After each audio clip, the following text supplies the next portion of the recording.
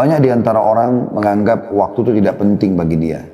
Terbukti dia selalu mengatakan, ya saya lagi santai nih, lagi nggak ada kegiatan nih. Sibuk telepon teman yang ini, sibuk telepon teman yang itu, sibuk mengikuti perkembangan politik padahal dia bukan seorang politikus, sibuk mengikuti perkembangan ini dan itu padahal sebenarnya dia tidak ada hubungannya sama sekali, gitu kan. Makanya semua teman-teman bisa saja masuk dalam hal-hal yang menyia-nyiakan waktu. Coba fokus waktu Anda itu kepada hal yang bermanfaat secara atau sesuai dengan pandangan agama, dan ya, yang tidak kalah pentingnya adalah bagaimana Anda fokus kepada yang memang sesuai dengan bidang Anda, sehingga waktu Anda tuh mayoritasnya terisi dengan hal-hal yang bermanfaat. Kalau ada sesuatu yang Anda baru mau pelajari, sisihkan waktu sedikit saja di situ. Begitu juga kita harus prioritaskan mana yang wajib, kemudian baru pindah yang ke sunnah. Dan kalau ada waktu atau kita meluangkan sedikit dengan hal yang mubah boleh, sedikit. Tapi bukan mayoritas waktu masuk ke dalam hal yang mubah. Seperti makan, minum, segala macam. Itu boleh, tapi jangan sampai skala prioritas di sana. Ada orang subhanallah pergi jauh-jauh sampai ke luar kota, ke luar negeri hanya untuk mengejar kuliner tertentu. Untuk apa ini sampai seperti itu? Kalau Anda kebetulan pergi ke sana, lalu Anda mendapatkan kuliner yang enak di sana, oke. Tapi kalau buang waktu sampai ke sana, berapa banyak uang yang dikeluarkan, berapa banyak waktu yang dihabiskan. Lebih baik Anda lakukan umrah, lebih baik Anda lakukan perjalanan ibadah, atau Anda misalnya daripada kuliner, Anda misal datang ke tempat-tempat sejarah Islam sambil selingannya kuliner, iya, mungkin itu masih bisa gitu kan. Jadi yang terpenting didahulukan daripada yang mubah gitu loh. Tapi ada orang membuang waktu hal yang kadang-kadang tidak perlu gitu. Saya pernah berjalan dengan beberapa teman-teman ke luar negeri waktu itu, ada program perjalanan luar negeri ya, plus umrah. Tiba di satu tempat, lalu pada bubar gitu, pada pergi. Ternyata hanya untuk mencari baju kaos saja. Sudah hampir sampai tengah malam balik, ternyata hanya beli baju kaos yang ada dijual di situ. Maksud saya, kita masih bisa kok beli. Dan itu ternyata punya cabang hampir di seluruh dunia. Bisa kita beli. Tapi hanya untuk dikatakan, oh pernah beli baju kaos ini di negara ini. Jadi, kalau hanya khusus untuk itu, bayar tiket pesawat begitu banyak, sayang kan. Kalau ada hubungannya dengan masalah sejarah Islam, baru kemudian kita di selingan waktu hal yang mubah kita sisipkan, tapi bukan menjadi skala prioritas. Mudah-mudahan bisa ditangkap pesannya tentunya. Nah teman-teman sekalian, banyak sekali orang yang membuang-buang waktu yang padahal yang tidak bermanfaat. Nongkrong, omong kosong gitu kan. Itu baru sia-sia. Sayang sekali. Sampai seorang salaf pernah melihat ada sebagian anak-anak muda lagi nongkrong, duduk-duduk di pinggir jalan, baring-baring, ngobrol omong kosong, ketawa-ketawa terbahak. Bukan tidak boleh. Tapi beliau mengatakan, andai saja waktu itu bisa diperjualbelikan, maka saya akan beli waktunya mereka itu. Sayang mereka buang-buang seperti itu. Ya. Kalau misalnya umur kita dikasih sama Allah SWT 90 tahun, 100 tahun misalnya. Lalu kita bisa punya orang yang dibuang-buang saja. Yang dia cuma pakai tidur yang berlebihan, kumpul sama teman-teman yang memang omong kosong, apalagi pakai kemaksiatan. Mau dijual, kita beli aja. Satu hari 24 jam dia pakai omong kosong 3 jam. Kita beli aja berapa dia mau beli. Dengan nilai apapun. Para salafus saleh sampai ke sana pikirannya. Saya akan bacakan teman-teman yang dikatakan oleh penulis di sini di poin ke-17, sebab lemahnya iman, di halaman 88. Menyia-nyiakan waktu. Sesungguhnya karunia yang paling besar yang diberikan Allah kepada seorang muslim adalah menggunakan seluruh waktunya untuk beramal soleh. Bayangkan kalimat penulis ini, seluruh waktunya. Bahkan kita sudah pernah berikan gambaran teman-teman sekalian, hal yang mubah bisa berubah menjadi sunnah, bisa berpahala. Contoh, makan, minum, tidur, mandi. Pada saat Anda meniatkan memang untuk ibadah. Tidur supaya memberikan hak badan. Tidur supaya Anda bisa lebih kuat beribadah. Jadi selain memberikan hak badan juga memperkuat diri untuk ibadah. Anda makan, minum karena ini memberikan hak badan yang memang Allah SWT berikan sinyal lapar, sinyal haus. Jadi bukan cuma sekedar hilangkan lapar dan haus, tapi memang memberikan hak badan. Jadi dari mubah menjadi sunnah gitu kan. Begitu juga dengan tidur misalnya, begitu juga dengan mandi misalnya. Bukan hanya sekedar mandi, tapi mandi agar bisa lebih segar dalam beribadah, lebih merawat tubuh yang Allah amanahkan, jadi berubah dari mubah menjadi sunnah. Maka dari itu Rasulullah SAW bersabda, "Igtanim khamsan qabla khamsin, syababaka qabla haramik, wa sihhataka qabla saqamik, wa ginaka qabla fakrik, wa faragaka qabla syuglik, wa hayataka qabla mautik." Pergunakanlah 5 hal sebelum datangnya 5 hal. Masa mudamu sebelum masa tuamu. Kalau kita sudah tua, peluang untuk melakukan seperti pada saat masih muda itu susah. Energi sudah berbeda, mata penglihatan juga sudah lebih kurang, pendengaran sudah kurang, dan seterusnya. Beda antara anak muda sama orang tua. Maksimalkan masa mudamu. Dan masa muda harus dihabiskan di atas ketaatan kepada Allah Subhanahu Wa Taala. Nggak boleh pada kemaksiatan. Kata Nabi SAW, "Inna Allah yu'jibu min syabin laisa lahu sabwah." Allah sangat kagum dengan anak muda yang tidak menghabiskan waktunya pada kemaksiatan. Yang saya herankan kadang-kadang kalau ada anak ganteng, anak yang tampan, yang gagah, dan ada anak perempuan yang cantik, ya. Heran kalau tidak menjadi ahli maksiat. Jadi kalau hadir di majelis ilmu, aneh. Jadi majelis ilmu harus orang-orang yang jelek-jelek saja. Ini aneh betul ini. Ya. Harusnya memang sama dipakai dalam ketaatan. Kita lihat para sahabat Abdullah bin Umar, Abdullah bin Abbas, Abdullah bin Mas'ud, Abdullah bin Amr bin As, Anas bin Malik, Usama bin Zaid. Ya. Ini sahabat-sahabat yang masih anak-anak mereka. Di masa Nabi SAW, tapi mereka diarahkan oleh orang tuanya dan lingkungan membentuk mereka menjadi orang-orang yang saleh. Sehingga pada saat Nabi SAW meninggal, umur mereka masih belasan tahun, mereka setelah itu sudah bisa menjadi ulama, bahkan Usama bin Zaid menjadi panglima perang. Di dalam pasukannya ada Abu Bakar, ada Umar, ada Uthman, ada Ali, sahabat-sahabat Nabi yang mulia, yang terkenal sahabat senior. Tapi Nabi SAW tunjuk dia. Sebagian orang sempat berbicara, apakah anak kecil ini bisa pimpin peperangan? Di tengah-tengah pasukan ada si fulan dan si fulan. Kata Nabi SAW, sungguhnya mereka telah meragukannya sebagaimana mereka meragukan ayahnya. Tapi ketahuilah dia orang yang ahli di bidangnya. 17 tahun umur Usama bin Zaid pada saat itu. Gitu kan? Makanya Iyas Al-Muzani, seorang tabi'in yang masyhur dengan kecerdasannya. Subhanallah, saking cerdas dari kecil belajar agama terus sampai argumennya kuat sekali. Satu waktu pernah khalifah datang ke wilayahnya mereka di Irak. Kemudian dia pun termasuk datang jalan mau menemui khalifah. Umurnya masih 17 tahun waktu itu. Di kiri kanannya ada 2 ulamanya Irak. Sebelah kanan 2, sebelah kiri 2. Maka khalifah mengatakan, "Aku belum pernah lihat pemandangan seburuk hari ini. Bagaimana bisa anak muda itu didampingi dengan 4 orang syekh, 4 orang yang sudah tua dan berilmu di kiri kanannya. Seakan-akan ini pemimpinnya gitu." Maka khalifah bertanya, "Hai anak muda," bertanya kepada Iyas Al-Muzani rahimahullah, "berapa umurmu?"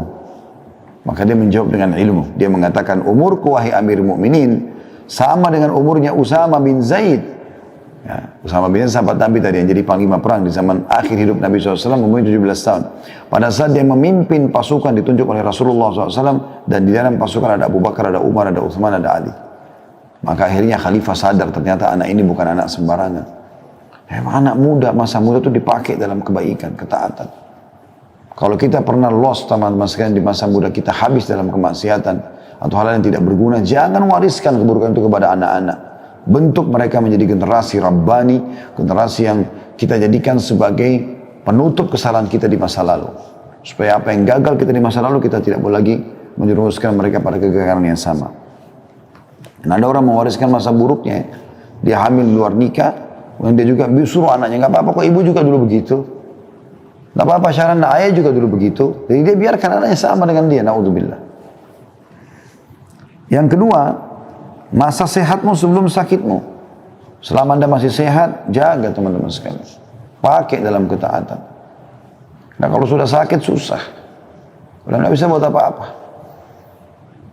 Ada pengusaha terkenal dari Jepang, baru memimpin meeting dengan proyek jutaan dolar, dan terkenal orangnya sangat sukses, menjadi buah bibir di tengah-tengah orang. Malam hari dia tidur, tiba-tiba stroke. Besok pagi dia sudah lupa semuanya ilmunya. Perusahaannya tinggal hanya membiayai dia sampai dia meninggal. Gitu kan? Orang tidak tahu kapan terjadi masa itu kepada dia. Jadi gunakan masa sehatmu sebelum sakitmu. Kesempatan emas. Kemudian yang ketiga, kayamu sebelum miskinmu. Mumpung kaya, sedekah. Kalau sudah miskin, sudah susah nanti. Mumpung kaya, umrohlah, hajilah, bersedekahlah.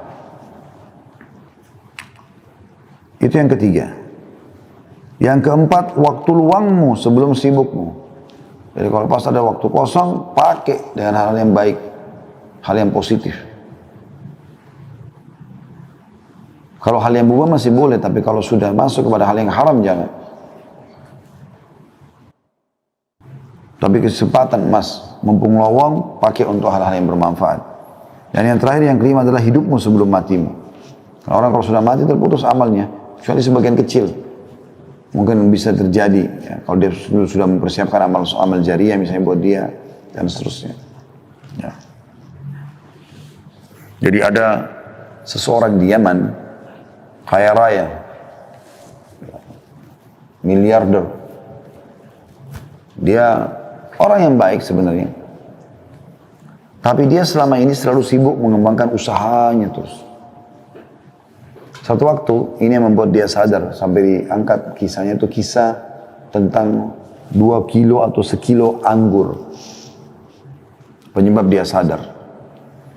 Dia lewat, waktu dia mau ke rumahnya, ada orang yang baru petik anggur dari pohonnya, dijual di pinggir jalan.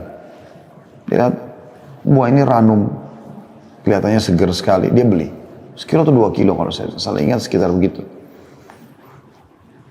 Dengan niat dia ingin bawa ke rumahnya, supaya nanti di rumahnya bisa makan sama anak dan istrinya. Begitu tiba di rumah, dia bilang sama anaknya sama istrinya, ini nanti sebentar habis sholat duhur kita makan sama-sama. Persiapkan aja, dikasihlah kepada mereka. Kemudian dia pun duduk lalu sholat duhur di masjid. Subhanallah, begitu dia pulang dari sholat duhur, sudah dihidangkan makan siang, dia tanya, mana anggur tadi yang saya beli? Kata mereka, sudah habis kami makan tadi. Kata istrinya, anak-anak berebut tadi jadi habis. Tiba-tiba dia terenyuh gitu. Dia berpikir, apa yang sedang terjadi? Sebenarnya orang ini mampu membeli seluruh kebun kurma, seluruh kebun anggur itu. Karena dia orang kaya raya, mampu dia beli, bukan cuma sekilo 2 kilo. Tapi mungkin pada saat itu, memang dia beli untuk sama-sama dinikmati. Kenapa dia nggak dilibatkan? Dia langsung berdiri, dia nggak makan siang, dia keluar, dia keluarkan hampir seluruh uang perusahaannya, dibangunkan masjid, bangun berapa masjid, bangun rumah anak yatim, proyek-proyek sosial, semua dia sibuk dengan itu. Orang-orang tiba-tiba heran melihat, karena dia tidak pernah lakukan itu. Setelah selesai proyek itu ada yang bertanya, kenapa Anda tiba-tiba melakukan semua ini? Dia bilang, gara-gara sekilo atau 2 kilo anggur. Dia ceritakan, saya beli, saya bawa ke rumah, ternyata saya mau makan sama-sama, mereka tidak memperdulikan keinginan saya itu. Padahal cuma sekilo anggur, atau 2 kilo anggur. Mereka makan sendiri. Maka bagaimana saya bisa harapkan mereka pada saat saya sudah meninggal, mereka akan membangun masjid buat saya, mereka akan berbuat amal saleh buat saya. Anggur saja mereka tidak mau sisain buat saya. Ini kan banyak terjadi begitu. Suami bawa makanan ke rumah, pulang pengen makan, sudah nggak ada. Anak-anak sama istri sudah makan habiskan. Nggak ditinggalin buat suaminya. Nggak dilatih anak-anak biasa berbagi dengan ayahnya. Padahal dia yang kerja setengah mati. Subhanallah, seperti itulah. Jadi maksimalkan masa hidup sebelum matimu, karena kalau sudah mati kita belum tentu bisa berbuat. Apalagi kita berharap ahli waris kita melakukan, belum tentu. Belum tentu semua itu. Kalaupun dia lakukan, berapa banyak yang dia lakukan dari kebaikan. Pasti juga akan penuhi kebutuhannya. Selanjutnya kata penulis, dan karena sangat urgennya waktu, maka Allah SWT telah bersumpah demi waktu dalam kitab suci, dalam surah Al-Fajr ayat 1 sampai ayat 2, A'udzubillahi minasyaitonirrajim, wal fajri walayalin ashr, demi fajar, waktu, dari mulai pagi hari dan 10 malam. Walaupun ayat ini berbicara tentang 10 awal pertama atau 10 hari pertama bulan Zulhijjah ya. Juga yang sangat masyhur tentang Surah Ad-Duha ayat 1 sampai ayat 2. A'udzu billahi minasyaitonir rajim wad-duha wal-laili idza saja. Dan demi waktu matahari sepenggalan naik dan demi malam apabila telah sunyi. Dua-duanya harus kalian maksimalkan. Dan yang masyhur surah Al-Asr. A'udzu billahi minasyaitonir rajim wal-'asr. Innal insana lafi khusr. Demi waktu yang kalian lalui di dunia. Banyak manusia dalam kerugian. Illa alladziina aamanu wa 'amilus shalihat, kecuali orang yang sibuk dengan beriman dan beramal saleh. Wa tawassaw bil haqqi wa tawassaw bis sabr. Saling memberikan wasiatlah untuk kebaikan dan saling memberikan wasiatlah untuk kesabaran. An-Naisaburi dalam kitab tafsirnya yang berjudul Gharaibul Quran tentang hikmah sumpah Allah dengan waktu, ia berkata, tidak ada suatu apapun yang lebih berharga daripada waktu. Pengkhususan Allah dengan waktu itu merupakan petunjuk bagi bahwa manusia cenderung melakukan hal-hal yang tidak baik dalam hidupnya, serta menyalahkan waktu itu. Ia menyalahkan waktu jika ia mengalami penderitaan dan kerugian. Jadi Allah bersumpah dengan waktu adalah menunjukkan kemudian waktu itu. Dan sungguhnya penderitaan dan kerugian yang selalu menyertai manusia adalah karena aib yang ada di dalam dirinya, bukan pada waktu. Makanya Nabi SAW juga bersabda, Allah SWT berfirman hadis qudsi ya, la tasubud dahar fa innid dahar. Jangan kalian pernah mencaci maki waktu. Karena aku adalah pencipta waktu itu. Jangan salahkan waktu, tapi salahkan dirimu sendiri. Kita lah yang banyak membuang waktu. Subhanallah, kadang-kadang mungkin teman-teman tidak asing kalau lagi tonton cuplikan. Saya kadang-kadang kalau lagi buka YouTube gitu kan, ada cuplikan lewat iklan 5 detik. Saya kadang-kadang merenungi 5 detik itu. 1, 2, 3, 4, 5. Orang bisa buat iklan 5 detik. Dan Anda sudah bisa faham dalam 5 detik iklan apa yang sedang disampaikan. Itu kan luar biasa itu. Ya. Saya pernah melihat ada yang sampai 30 detik. Kalau kita hitung 30 detik itu setengah menit ya. 1 menit kan 60 detik ya. 30 detik.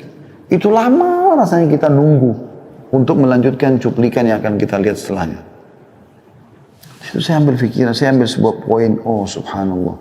Berarti waktu itu mahal sekali ya. Artinya hitungan detik yang banyak kita buang itu ternyata memang mahal itu. Dan itu sudah sangat tinggi gitu. Syaitan kadang-kadang mempermainkan cara kita melihat waktu ini teman-teman sekalian. Contoh misal, kita kalau masuk ke restoran, atau kita masuk ke masjid dulu lah. Kita masuk ke masjid mau sholat misalnya. Perhatikan kadang-kadang masjid itu meletakkan durasi antara azan dan iqamah 3 sampai 5 menit. Itu 5 menit sudah dianggap lama. Kalau yang sampai 10 menit itu berarti luar biasa, ideal. Tapi umumnya orang kasih 5 menit. Yang digital biasa ya, 5 menit. 5 menit itu teman-teman kalau menunggu iqamah sholat, lamanya rasanya. Syaitan mempermainkan itu buat kita. Lama, padahal situ kita bisa kita rasa lama. Padahal sebenarnya itu waktu yang sangat mahal. Disitulah saat kita berdoa karena waktu mustajab. Allah terima apa saja hajat Anda selama tidak minta yang haram. Selama ikhlas karena Allah. Di hari 5 kali kita punya kesempatan. Subuh, duhur, asar, maghrib, isya. Mustajab doa. Kita bisa sholat qobliyah. Ini luar biasa sebenarnya. Tapi kita rasa lama, berharap kadang-kadang buru-buru, baru 2 menit sudah langsung iqamah. Karena buru-buru mau menyelesaikan sholatnya. Tapi kalau kita masuk ke restoran, nunggu, pesan menu kesukaan, tapi ini maaf Pak atau Bu, masih lama sekitar 15 menit. Oh nggak apa-apa, nggak apa-apa, 15 menit pun nggak apa-apa. Jadi pendek, pada saat mau makan, pada saat mau apa, ada bahkan orang naudzubillah pacaran membuang waktu biar sampai berjam-jam, nggak masalah. Dianggap nggak masalah. Tapi kalau dulu sama pasangannya, jenuh. Ya. Atau pasangan halal ya maksud saya. Jadi di sini ditekankan sebenarnya yang aib itu adalah pada diri seseorang, bukan waktu. Karena waktu tidak pernah ada aibnya. Dia akan terus sama saja. Ibnu Qayyim rahimahullah berkata, seorang manusia sejak pertama kali menginjakkan kakinya di bumi ini, maka saat itu ia telah menjadi seorang musafir yang melakukan perjalanan menuju kepada Tuhannya. Dan masa perjalanannya adalah umur yang telah Allah tetapkan baginya. Diriwayatkan dari Ibnu Abbas radhiyallahu anhu telah berkata, Rasulullah SAW bersabda, ni'matani maghbunun fihi ma katsirun minan nas. as-sihhat wal faragh. Terdapat dua nikmat yang banyak manusia tertipu pada keduanya, yaitu kesehatan dan waktu luang. Hadis riwayat Bukhari dan Tirmidzi. Ya. Jadi banyak orang subhanallah nyanyiakan lagi sehat tidak pernah mau ibadah. Nanti sudah sakit, sudah lumpuh, baru sibuk mau ibadah. Baru mau umroh haji, sudah susah pakai kursi roda. Mana anda di masa mudanya? Ya kan? Sudah rabun matanya baru mau belajar Quran. Mana anda pada saat masih terang matanya? Ya. Nanti sudah terlilit utang baru berpikir mau sedekah. Bagaimana caranya waktu lagi lapang kenapa nggak sedekah? Gitu. Ya, sayang sekali. Ibnu Battal berkata, sedikit sekali manusia menyadari kedua nikmat itu dan mensyukurinya dengan kebaikan. Ya, nikmat sehat dan waktu luang ini adalah nikmat yang besar. Dan cara untuk mensyukuri nikmat itu adalah memaksimalkan keduanya. Maksimalkan kesehatan di atas ketaatan, maksimalkan waktu luang di dalam ketaatan. Waktu adalah umur manusia dan kehidupannya. Hari yang berlalu makin mendekatkannya kepada kehidupan akhirat. Dan hari-hari itu ibarat sebuah gudang. Lalu apa yang disimpan di dalamnya? Kata Hasan Basri rahimahullah, hai manusia, hai anak Adam, kau hanya adalah potongan waktu. Potongan waktu. Potongan hari. Kalau sudah lewat satu hari dari hidupmu, maka ada yang hilang dari bagian tubuhmu. Yahya bin Mu'adz Ar-Razi berkata, membuang waktu lebih buruk dari kematian. Sekali lagi, Yahya bin Mu'adz Ar-Razi berkata rahimahullah, membuang waktu lebih buruk daripada kematian. Sebab membuang waktu berarti menghentikan kebenaran, sedangkan kematian berarti perpisahan dengan manusia. Seorang pria berkata kepada Daud At-Ta'i, nasihati aku. Maka kedua matanya berlinang air mata dan berkata, wahai saudaraku, sesungguhnya siang dan malam adalah fase-fase yang dilewati oleh manusia satu persatu. Hingga semua itu berakhir sampai pada akhir perjalanan mereka. Maka jika engkau mampu untuk menyiapkan bekal setiap hari, maka bagi dirimu untuk menghadapi kematian, maka lakukanlah. Karena sungguhnya perjalanan itu akan berakhir dengan cepat, atau bahkan lebih cepat dari apa yang engkau duga. Maka hendaknya engkau membekali dirimu dan lakukanlah sesuatu yang pernah engkau lakukan untuk bekal itu. Dan sungguhnya aku akan mengatakan kepadamu semua, sedang aku tidak mempunyai seseorang yang lebih mengabaikan waktu daripada aku sendiri. Karena kan kemudian beliau bangkit dan pergi meninggalkannya. Ya. Jadi orang-orang yang banyak memahami tentang masalah pentingnya waktu ini, betul-betul mereka berhati-hati sekali. Setiap detik dalam hidupnya, setiap menit, setiap jam, setiap fase waktu pagi, siang, sore, malam adalah sesuatu yang berharga bagi dia. Dia tidak akan sia-siakan. Dia cuma selalu bertanya kebaikan apa setelah kebaikan apa. Jadi selalu kebaikan kepada kebaikan yang lain. Terus saja begitu. Kata beliau, semoga Allah memberikan rahmatnya kepada para salaf atau pendahulu kita. Mereka benar-benar mengetahui akan pentingnya waktu dan mereka benar-benar telah memeliharanya dengan sebaik-baiknya. Hingga mereka tidak pernah membuang waktu walaupun sesaat. Dan alangkah celakanya kita, walau kita berlalu dengan sia-sia tanpa faedah. Atau waktu kita berlalu sia-sia tanpa faedah.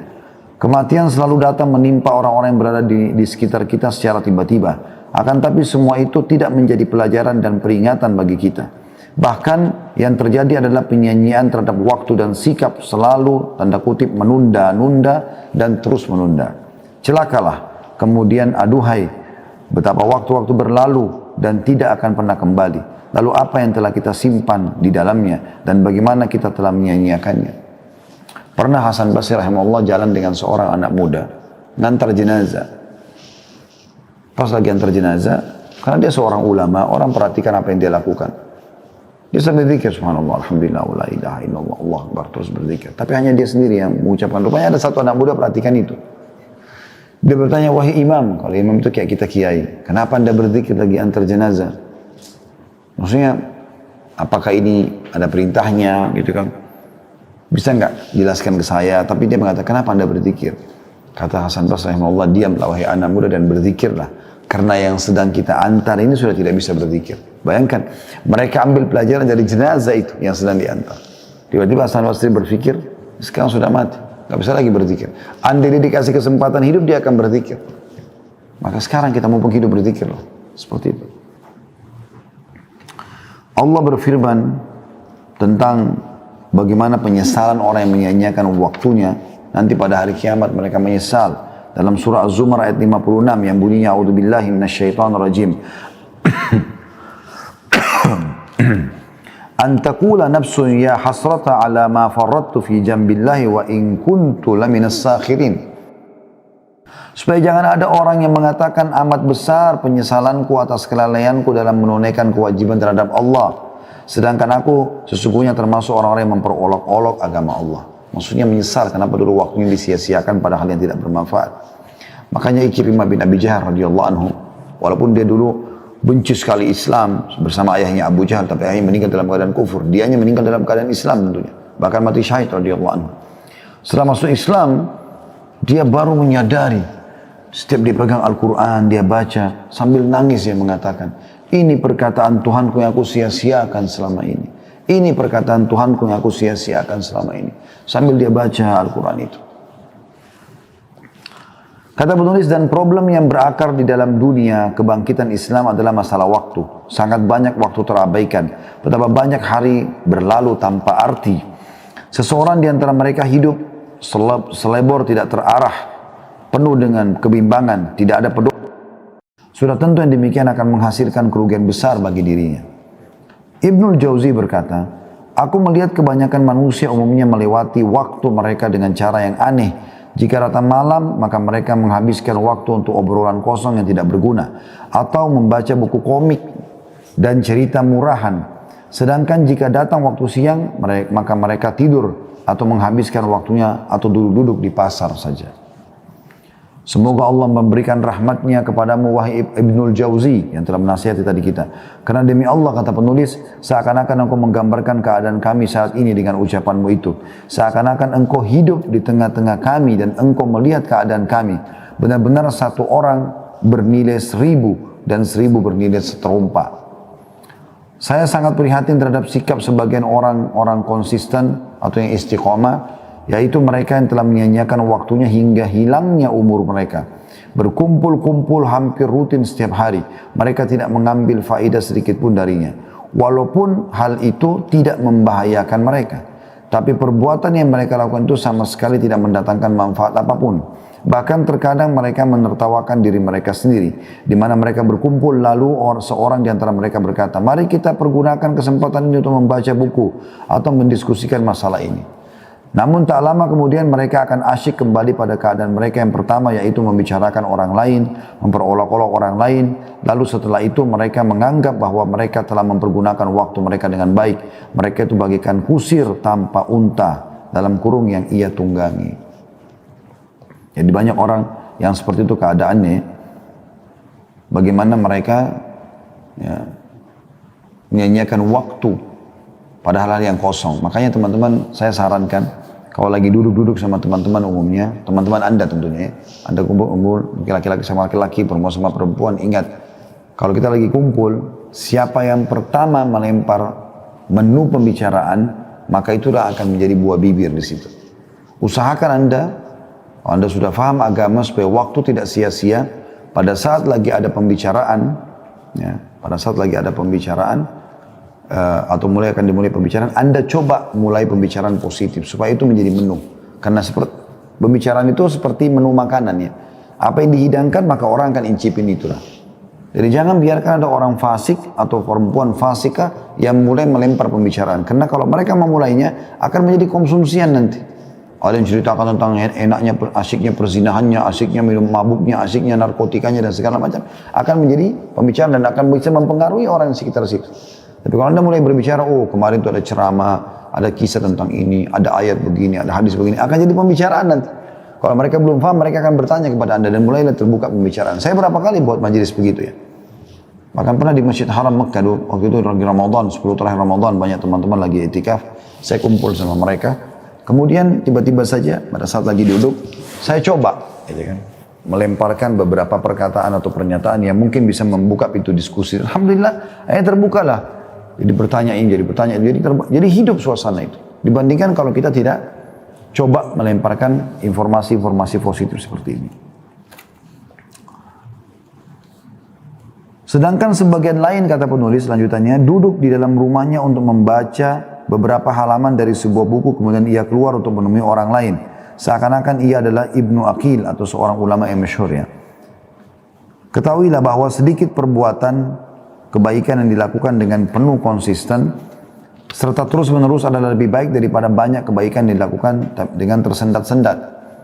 Terdapat beberapa faktor yang menghambat seorang muslim untuk memanfaatkan waktunya. Yang pertama, selalu menuruti hawa nafsu, sehingga waktunya terbuang-buang. Tentu di sini yang dimaksud adalah nafsu pada hal-hal negatif ya. Karena kalau nafsu yang dilampiaskan pada pasangan halal, itu tidak ada masalah.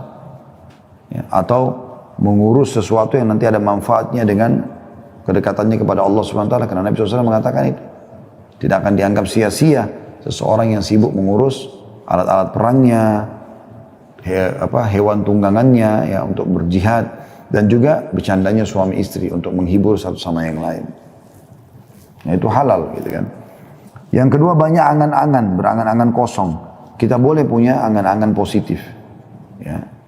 Kita boleh punya himmah, semangat, keinginan besar, menjadi orang yang besar, iya. Tapi jangan angan-angan kosong, teman-teman. Jadi kadang-kadang angan kosong seperti misalnya, bagaimana ya kalau tiba-tiba malam ini tidak ada ya, siang aja yang ada. Lalu terjadi diskusi panjang lebar tentang masalah itu. Apa manfaatnya? Kan tidak akan mungkin terjadi. Tidak akan mungkin terjadi. Bagaimana kalau perempuan di muka bumi sudah tidak ada lagi semuanya, laki-laki semua, bagaimana ya? Untuk apa dibicarakan? Manfaatnya apa? Terus terjadilah pembicaraan panjang lebar dalam masalah itu. Itu kadang-kadang angan-angan kosong.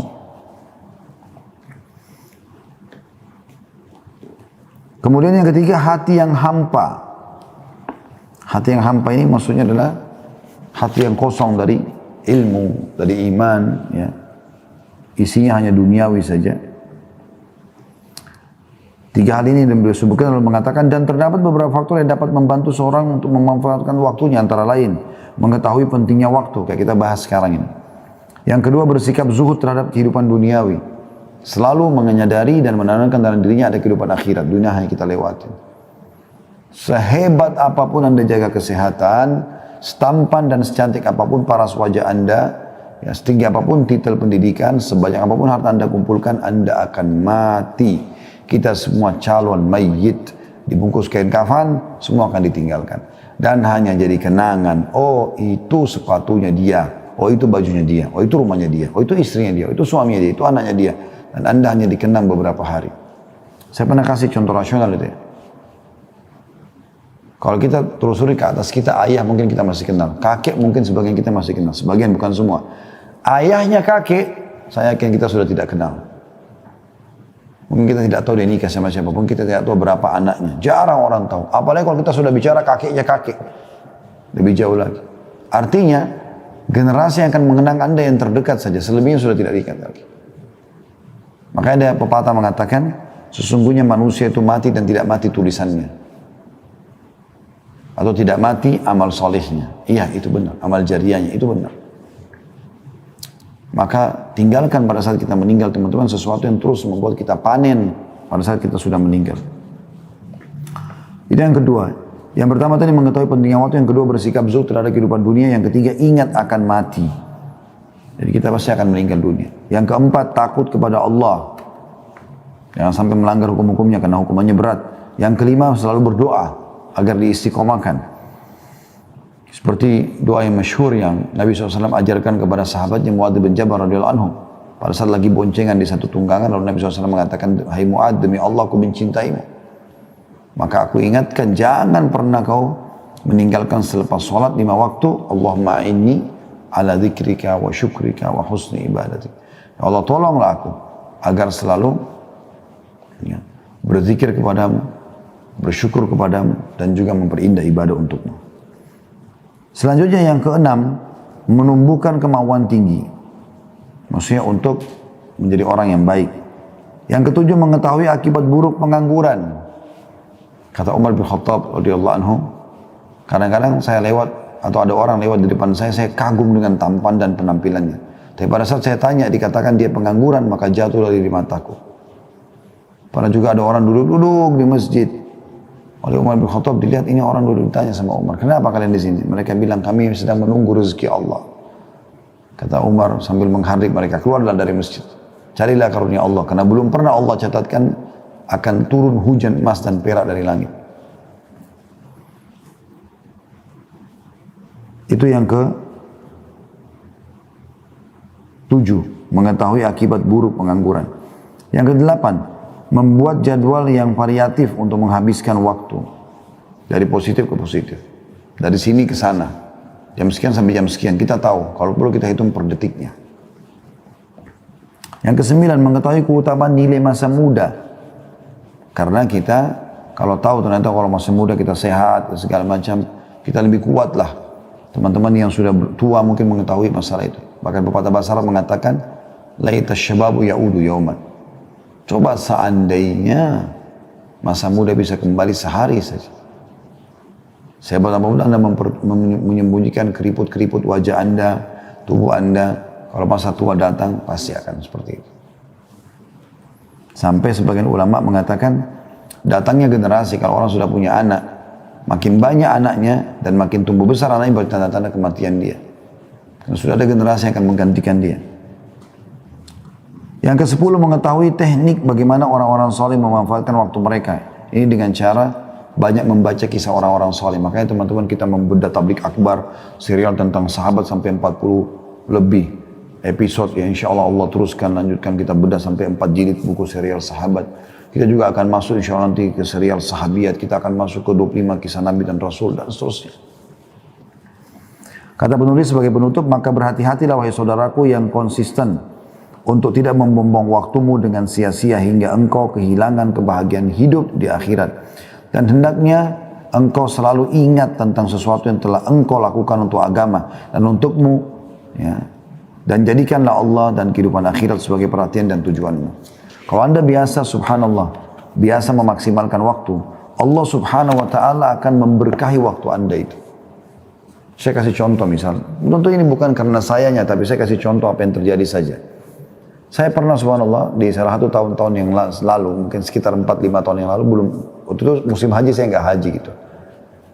Ada beberapa jemaah yang memang kenal saya dan punya nomor handphone saya. Maka lagi haji, mereka sibuk bertanya kepada saya, Ustaz, saya besok akan masuk ke Mina, hari Tarwiyah, apa yang saya harus lakukan? Ustaz, besok ke Arafah, apa yang saya lakukan? Ustaz, saya sekarang lagi di Arafah, jam sekian di sini sekarang, apa yang saya harus lakukan? Apa hukumnya begini, apa hukumnya begitu. Padahal di travel itu ada ustadznya. Ada ustadznya. Saya tiba-tiba berpikir pada saat itu, subhanallah. Alhamdulillah Allah masih mau, maha suci Allah. Ya. Dan segala puji bagi Allah, Allah masih mau libatkan saya di pahala hajinya orang ini. Kenapa kok dia terfikir dan siapa yang gerakkan dia untuk bertanya ke saya? Kenapa dia tidak bertanya kepada ustadz yang ada di kemahnya dia? Maka Allah mau melibatkan kita di situ. Kalau teman-teman membiasakan diri untuk memaksimalkan waktu, Allah akan berkahi itu. Bahkan kadang-kadang subhanallah, Allah mendatangkan sumber pahala kita tanpa kita sadari. Tiba-tiba kita lagi duduk, baru mau duduk istirahat sebentar, ada yang tanya tentang alamat taklim di mana, kita kirim. Tiba-tiba kita lihat cuplikan, oh ternyata ini cuplikan tentang penyadaran, tentang keimanan, tentang masalah kematian. Tiba-tiba kita share ke grup. Ada saja subhanallah manfaat yang diberikan. Tinggal bagaimana Anda membiasakan untuk mengerjakan perbuatan baik itu, Allah nanti akan mudahkan kita selalu mengerjakannya. Bahkan akan muncul ide-ide yang sangat banyak dari perbuatan amal soleh itu.